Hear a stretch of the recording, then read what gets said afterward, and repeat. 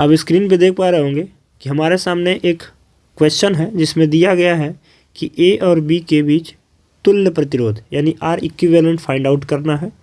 अब चूंकि आप देख पा रहे होंगे ये सर्किट बड़ा ही जटिल सा दिख रहा होगा, जिसमें आप यह नहीं समझ पा रहे होंगे कि कौन सा सीरीज कम्बिनेशन में है और कौन सा पैरेलल कम्बिनेशन में है।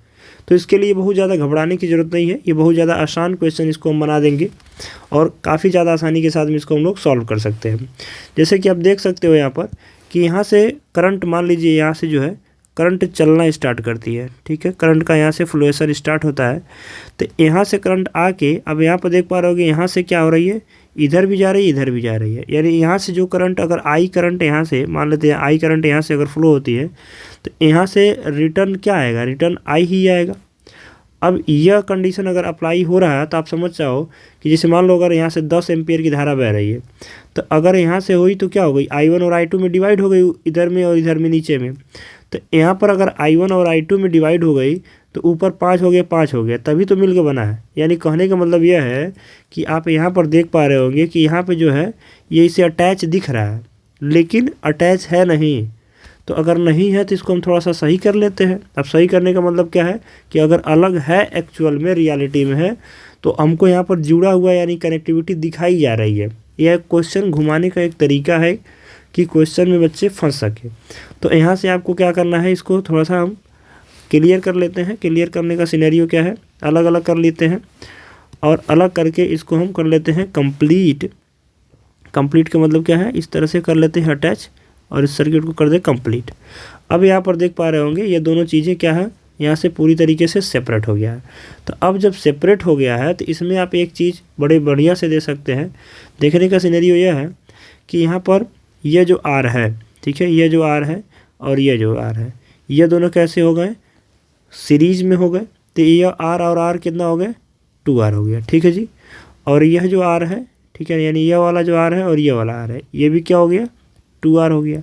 अब ये दोनों आर आर मिल के आपको किस में जोड़ लिया जाएगा, पैरेलल में। तो यह आर यानी 2R और यह 2R, यह दोनों मिल के क्या बन जाएगा, यहाँ पर आपको आर दे देगा, ठीक है, यह आर दे देगा। तो अब आप देख पा रहे होगे कि यहाँ पर क्या हो गया, एक आर यहाँ पर है, ठीक है, एक आर यहाँ पर है और इन सबको मिला जुला के यानी ये पूरा यहाँ से लेके पूरा यहाँ तक जो चारों इसमें रेजिस्टेंस है, इन सब का रिजल्ट क्या आया है, आर आया है। तो यह एक ठो आर हो गया, दूसरा आर यह हो गया, तीसरा आर है। ये तीनों कैसे किस में दिख रहा है, सीरीज में दिख रहा है। तो ये क्या हो जाएंगे, सब मिला जुला के कितना हो जाएगा, 3R हो जाएगा। अब ये 3R के बाद में यार आपको यहाँ पर नीचे देख पा रहे होगे कि नीचे जो है यहाँ पर एक रेजिस्टेंस यहाँ पर लगा हुआ है R और दूसरा रेजिस्टेंस क्या लगा हुआ है R। तो यह आर क्या हो जाएगा, 2R हो जाएगा, ठीक है ना। ये भी दोनों किस में है, सीरीज में है। तब यह 3R ऊपर है और नीचे में क्या है, 2R है। एक दूसरे के साथ में कैसे जुड़े हुए हैं, पैरेलल में जुड़े हुए हैं।